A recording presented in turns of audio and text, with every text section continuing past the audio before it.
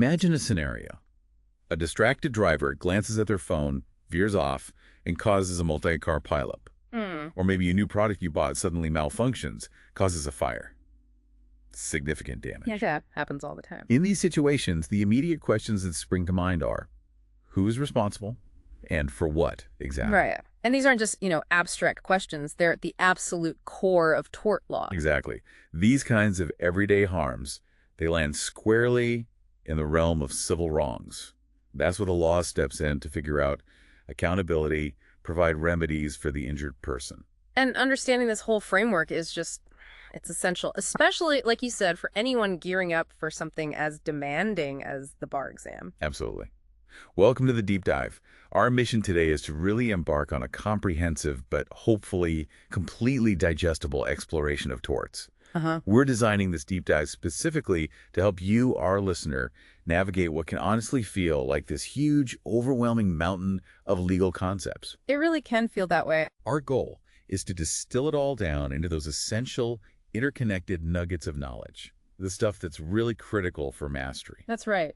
We'll try to unravel the core elements of the various torts, look at their crucial defenses, and importantly, the nuances that differentiate them. Yeah, those distinctions are key. You'll see how intent plays out differently, when exactly a duty is owed, how we trace causation from an act all the way to an injury, and what kinds of damages you can actually seek. And we'll also cover some of the more complex areas like strict liability, products liability, business courts, but always trying to connect them back to those foundational principles. Because it's not just memorizing rules, it's understanding the logic, the why behind it. That's the goal, helping you spot issues, formulate answers.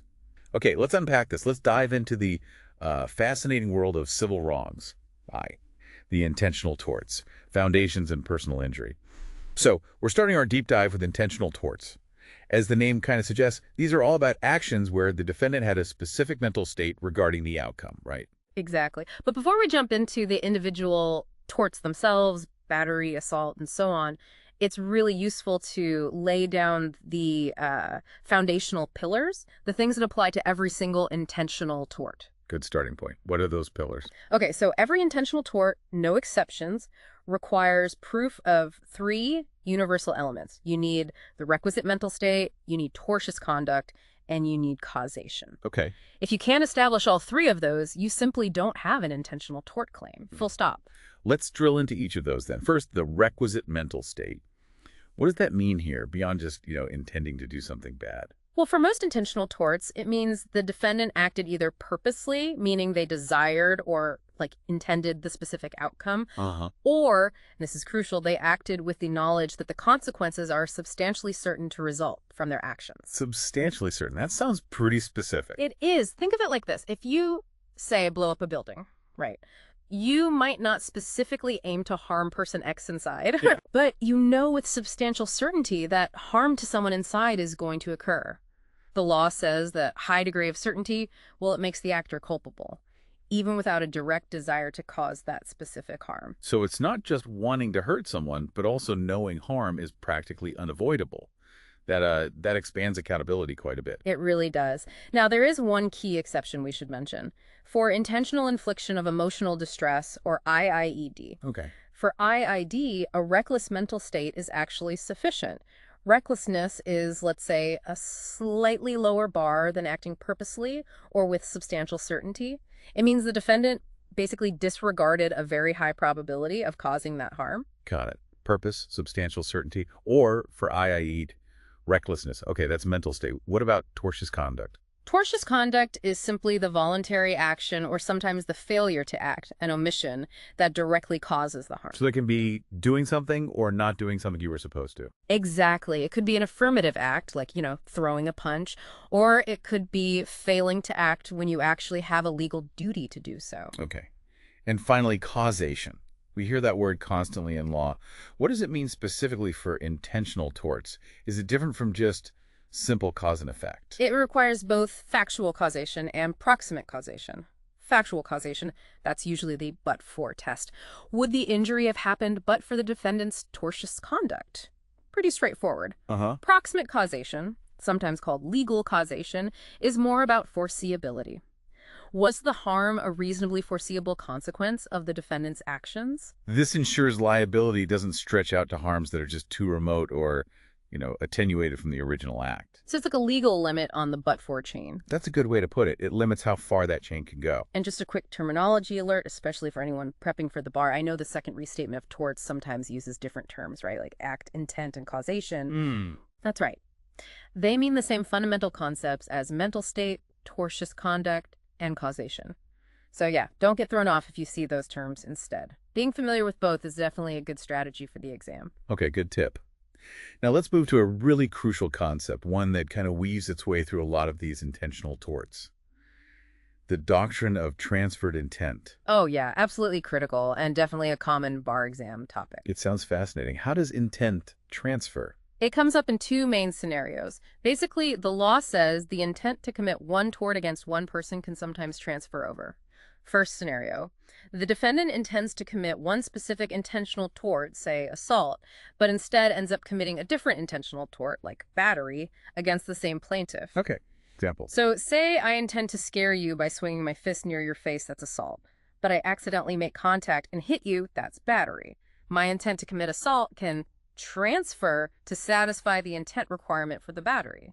So they intended to scare me, but they accidentally hit me, and the intent to scare becomes the intent to hit, legally speaking. That's clever.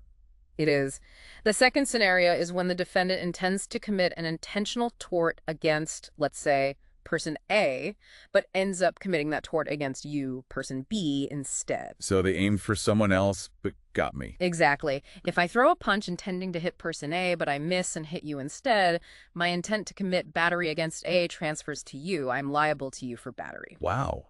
And this applies to several torts. Yes. This concept is foundational. You'll see it apply to battery, assault, false imprisonment, and even trespass to land and trespass to chattels. It's a really important linking concept. All right, let's get into the specific sense, starting with battery. Yeah. Probably one of the most common intentional torts people think of, but I bet there are some nuances. Oh, definitely. Especially for the bar exam. The elements of battery are 1, the defendant's intent to cause contact, 2, the defendant's voluntary conduct actually causing that contact, and 3, that contact being either bodily harm or offensive. Okay, so the contact doesn't always have to be, like, physically painful or injurious. It can just be offensive. That seems like a key distinction. It's absolutely partial. Bodily harm includes physical injury, illness, disease, even death.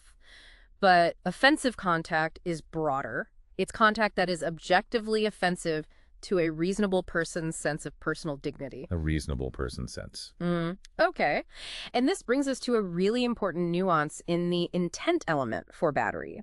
The difference between the single intent rule and the dual intent rule. Okay, here's where it gets really interesting for our bar exam prep. This sounds like something that could easily trip you up. It definitely can if you don't know the difference. Yeah. The majority rule in the U.S. is the single intent rule. This only requires that the defendant intended to cause contact with the plaintiff or something closely connected to them, like grabbing their bag. They don't necessarily have to intend for that contact to be harmful or offensive. If the contact turns out to be harmful or offensive, the intent just to make the contact is enough. So if I just intend to, say, playfully push someone, just make contact, but they find it offensive, or maybe they fall and get hurt, under single intent, that could be battery, even if I didn't mean harm. Exactly. Now, the minority rule is the dual intent rule, and it's stricter.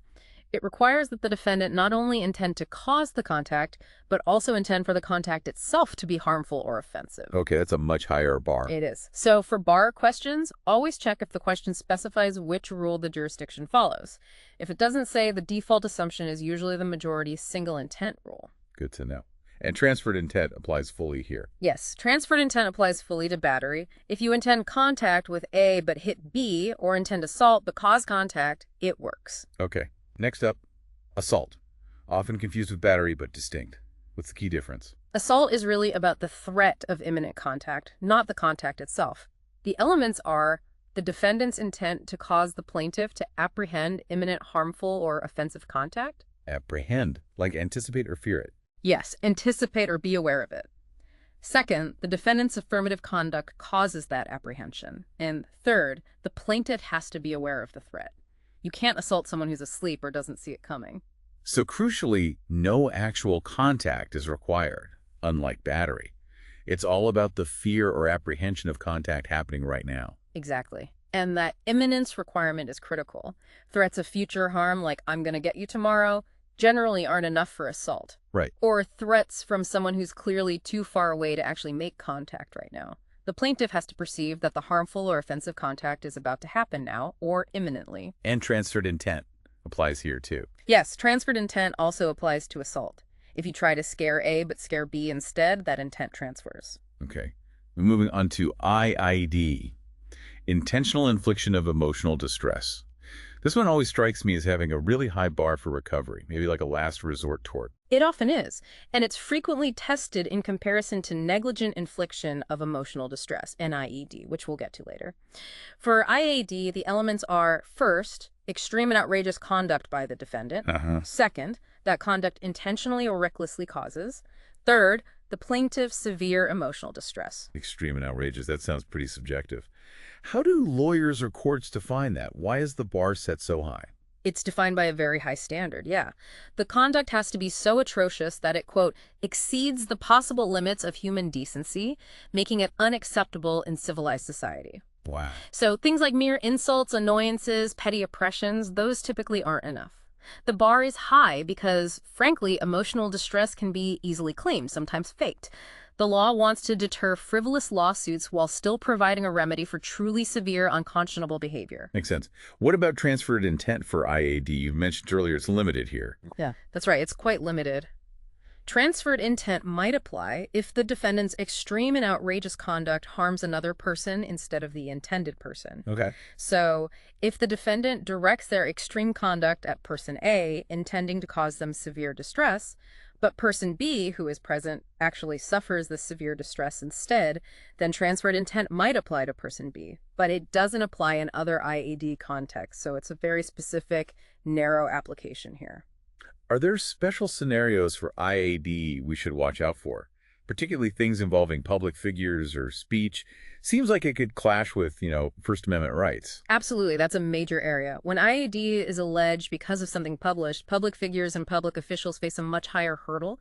They have to prove not only that the statement was false, but also that the defendant acted with actual malice. Actual malice, meaning? Meaning the defendant either knew the statement was false or acted with reckless disregard for whether it was true or false. It's the New York Times v. Sullivan standard.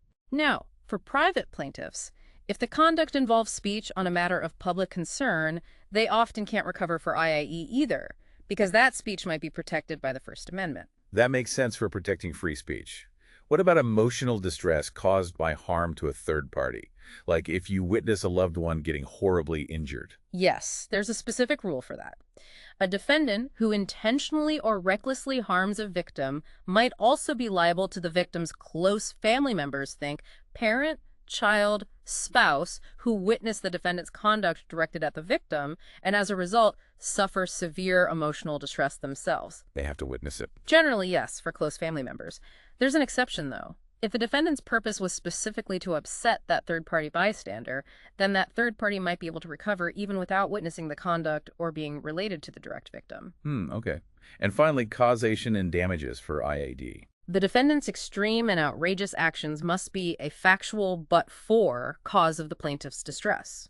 And the plaintiff has to experience distress that is genuinely severe, something beyond what a reasonable person could be expected to endure. Unless, and this is important, the defendant knew that the plaintiff had some kind of pre-existing hypersensitivity to severe emotional distress. In that case, the usual eggshell skull type rule applies. The defendant takes the plaintiff as they find them, hypersensitivity and all. Got it. All right, last intentional tort in this first section. False imprisonment. This one involves unlawful confinement. Yes, false imprisonment happens when, 1, the defendant intends to confine the plaintiff within a limited area. 2, the defendant's act actually causes that confinement, or they fail to release the plaintiff when they have a duty to. And 3, the plaintiff is conscious of the confinement or harmed by it. So it's not just about physically locking someone in a room, is it? How broadly does the law define confinement? Oh, it's much broader than just physical barriers. Confinement can occur through the use of physical force, obviously, but also through threats of force, the assertion of invalid legal authority, duress, or even failing to provide a reasonable means of escape when you have a duty to do so. Interesting. And importantly, confinement also occurs if the plaintiff is forced to move only within highly restricted limits, like being told you absolutely cannot step off this specific tiny square on the floor. That counts too. What about the duration? Does it have to be for a long time to count as false imprisonment? No, the length of the confinement itself isn't critical for establishing the tort. Even a very brief confinement can be enough. The duration, however, definitely affects the amount of damages the plaintiff can recover. And damages. Do you need to prove actual harm? Generally, no. Proof of actual damages isn't required. A plaintiff can usually recover nominal damages just for the violation of their right to freedom of movement. And in appropriate cases, punitive damages might be available. There is, however, a minority rule in some jurisdictions that requires proof of actual damages if the plaintiff was unaware of the confinement at the time it occurred. 2. Defenses to intentional torts. Justifying harm. Okay, so we've covered the main intentional torts against persons, but what if the defendant had a good reason, or at least a legally recognized reason, for their actions? That brings us to defenses. Exactly. Defenses essentially justify conduct that would otherwise be tortious. They act like a shield. And the big one, often the first one to consider, is consent. Consent seems straightforward. If someone agrees to something, they can't sue later if it happens. That's the core principle. Valenti non fit injuria to a willing person. Injury is not done. A defendant isn't liable for otherwise tortious conduct if the plaintiff gave legally effective consent to that conduct. So how can consent be given? Is it always explicit? Not always. There's actual or express consent, which is explicit. The plaintiff clearly states or shows they're willing. Like signing a waiver or saying, Okay, okay. can't we? Then there's apparent consent. This is based on the defendant's reasonable interpretation of the plaintiff's conduct in light of the circumstances. So actions speak louder than words sometimes. Kind of. Think about someone stepping onto a football field in uniform. A reasonable person would infer they're consenting to being tackled within the rules of the game, even if they never explicitly said, okay, tackle me. Right. This leads into presumed or implied consent. This is often based on social norms or customs, like minor routine physical contact in a crowded subway car is generally presumed consented to, unless you have reason to believe that specific person wouldn't consent. Okay.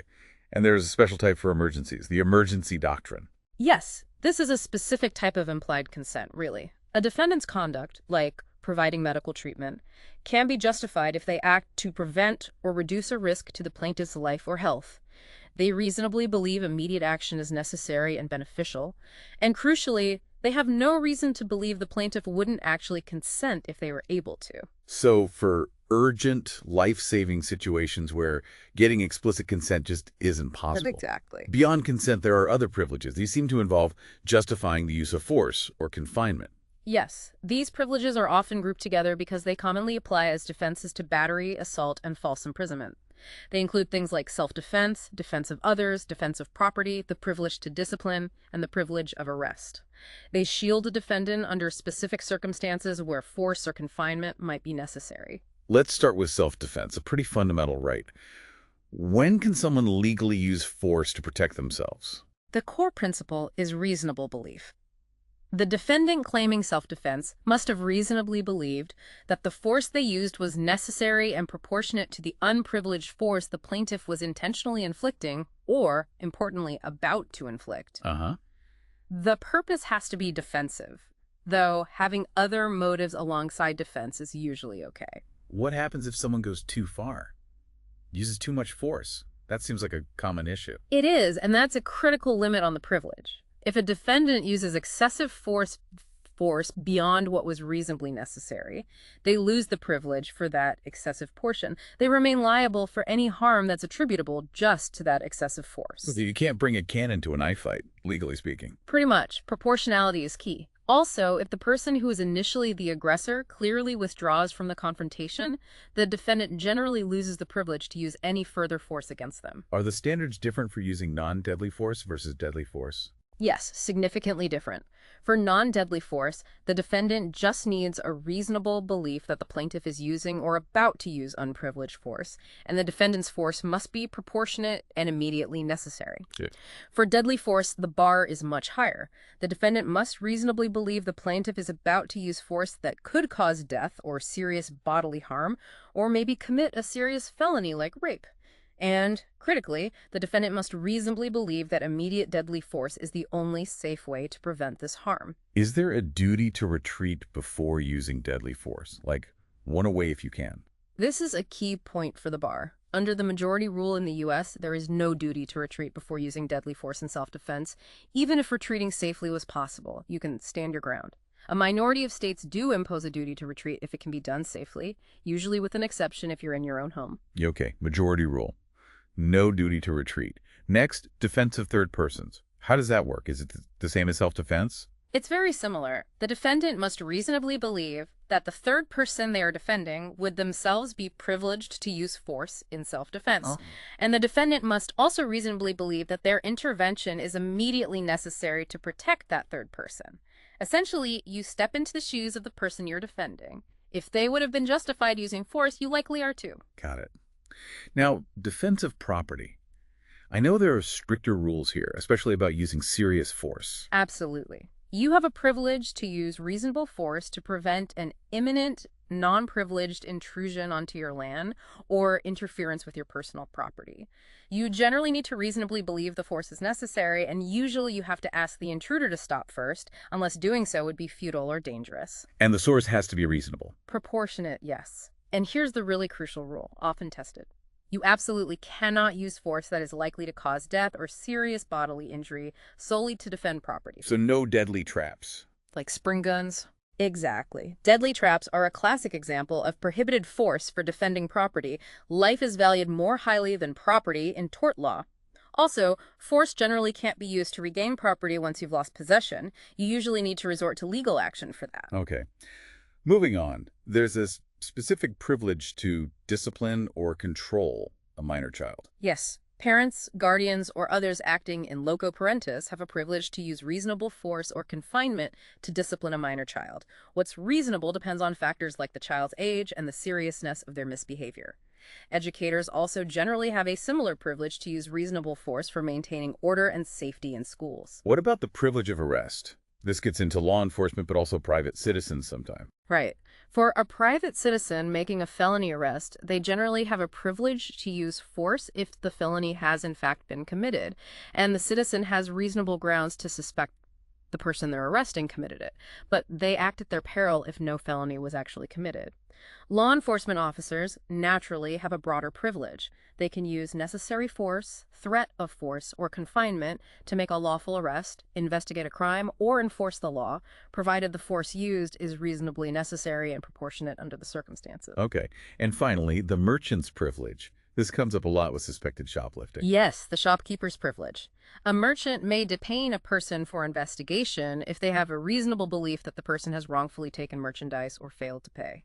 This privilege allows for detention to investigate, recapture the property, or facilitate an arrest. But it's strictly limited. The detention must occur on or immediately around the merchant's premises. It must be done in a reasonable manner and only for a reasonable period of time. And crucially, just like defense of property, deadly force is never allowed under the merchant's privilege. 3. Harms to personal property and land. Trespass, conversion, nuisance. All right, let's shift gears now. We've talked about harms to people. Now let's look at harms against property, both personal property, chattels, and real property, land.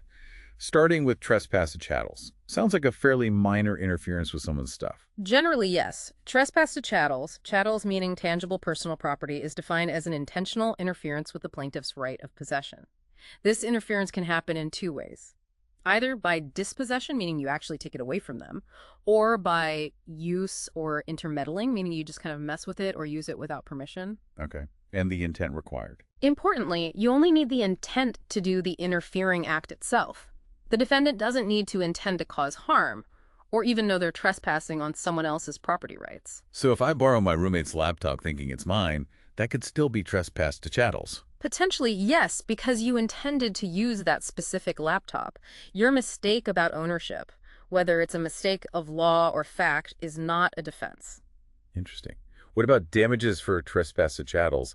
Is it different if you just borrow it versus take it? It is. In dispossession cases where you take it away, the plaintiff can recover for actual damages, loss of use, like if they had to rent a replacement, and potentially even nominal damages just for the interference itself. Okay. But in use or intermeddling cases where you just interfere with it without taking it away, the plaintiff generally may recover only if there are actual damages. Like if you damage the laptop while borrowing it or cause some decrease in its value, no actual harm, generally no recovery for mere intermeddling. Got it.